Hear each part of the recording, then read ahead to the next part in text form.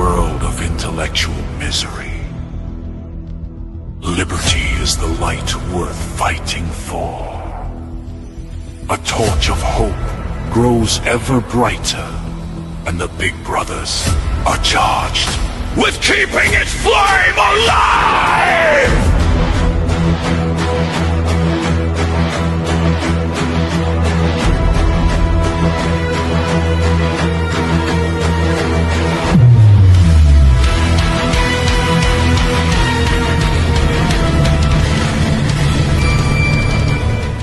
Hoy en día, cuando escuchamos hablar de dictaduras, pensamos en gobiernos militares, golpes de Estado y represión. Pero la realidad es que la primera dictadura no fue ilegal, no fue corrupta, ni tampoco era permanente. Y durante muchos siglos fue una solución, una herramienta extrema para tiempos extremos. Entonces la pregunta que deberíamos hacernos no es ¿qué es una dictadura?, sino ¿en qué momento el poder dejó de tener límites? Hemos simplificado demasiado la historia. Siempre hemos dicho que las repúblicas y las democracias son buenas, pero que las dictaduras son malas. Pero lo que ocurre es que los sistemas políticos no colapsan de golpe, ellos se degradan, se vuelven lentos, ineficientes e incapaces de reaccionar. Y cuando eso pasa, aparece una idea peligrosa. Démosle todo el poder a una sola persona y entonces ahí es cuando nacen las dictaduras. El origen real de la dictadura se remonta a la República Romana. Roma no era un imperio aún, era una república muy frágil, rodeada de enemigos y con conflictos internos constantes. Tenía un senado, tenía leyes y tenía estructura, pero tenía un problema crítico. Decidir tomaba demasiado tiempo, y en una guerra, el tiempo mata. Por eso crean una figura radical, el dictador. Un hombre con poder absoluto, poder por encima de las leyes, poder por encima del senado. Pero con una condición que lo cambia todo. El poder expiraba. La primera dictadura fue la de Tito Larcio, en el año 501 a.C. Roma es aún joven, es una república que apenas está empezando a consolidarse y su supervivencia no está garantizada. La amenaza viene de la Liga Latina, una coalición de pueblos vecinos. Son más numerosos, más organizados y completamente capaces de destruir a Roma. El miedo no es teórico, es inmediato. Roma podría desaparecer. El Senado entiende algo crítico. El sistema normal no es suficiente. Y toma una decisión que nunca antes se había tomado. Suspender temporalmente sus propias reglas y entregar todo el poder a un solo hombre. Ese hombre es Tito Larcio.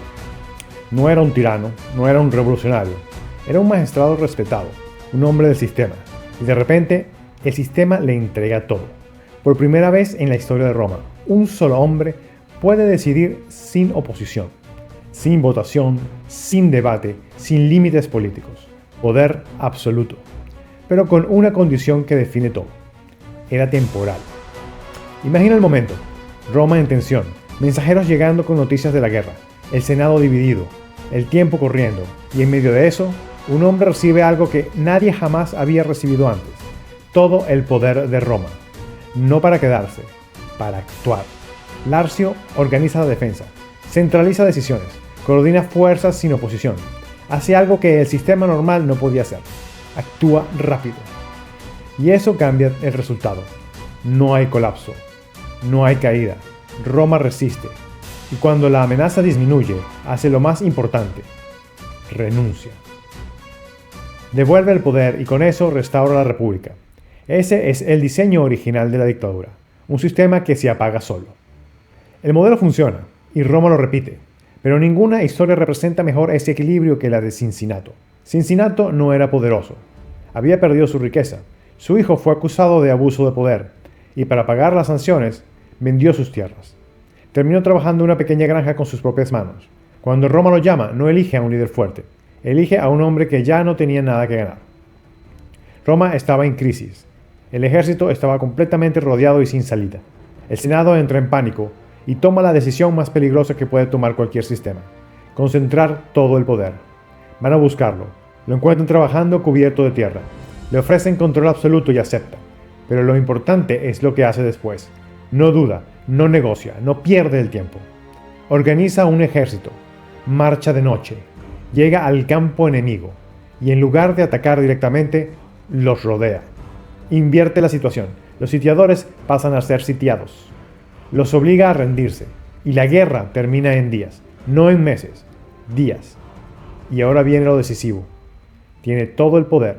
Nadie puede quitárselo. Nadie puede forzarlo a renunciar. Y aún así, renuncia. En aproximadamente 15 días, devuelve el poder y vuelve a su granja. Ese es el modelo original. Poder absoluto con límite real. Y ahora observemos lo que cambia. Llega Julio César. También recibe el poder. También es nombrado dictador. Pero hay una diferencia clave. Nunca tuvo intención de soltarlo. Roma ya estaba deteriorada. Corrupción, conflictos internos, generales con ejércitos propios. César entiende algo antes que todos. El poder ya no estaba en el Senado. Estaba en el ejército y en la gente. Construye alianzas, gana popularidad, acumula poder militar, hasta que llega el momento decisivo.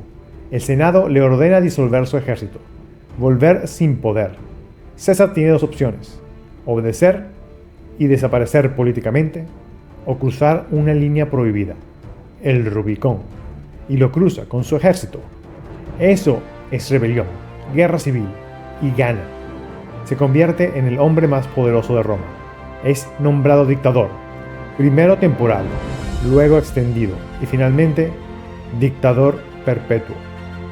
Ahí el modelo se rompe, porque ya no hay límite. El poder deja de ser prestado, se vuelve permanente, pero el sistema reacciona. El Senado entra en pánico y decide eliminarlo. Llegamos al año 44 a.C. César entra al Senado y es rodeado, no por enemigos externos, por sus propios aliados. Es apuñalado múltiples veces, muere en el centro del poder, pero ya es tarde. La república no se recupera. La dictadura ha cambiado para siempre. Hoy en día, una dictadura no se define por cómo empieza, se define por si puede terminar.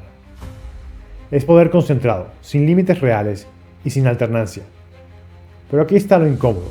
No todas parecen dictaduras. Algunas imponen, otras convencen. Algunas reprimen y otras hacen que veas que no hay alternativa. Las dictaduras antiguas eran simples, poder absoluto y temporal. Las modernas son permanentes, ideológicas, sofisticadas.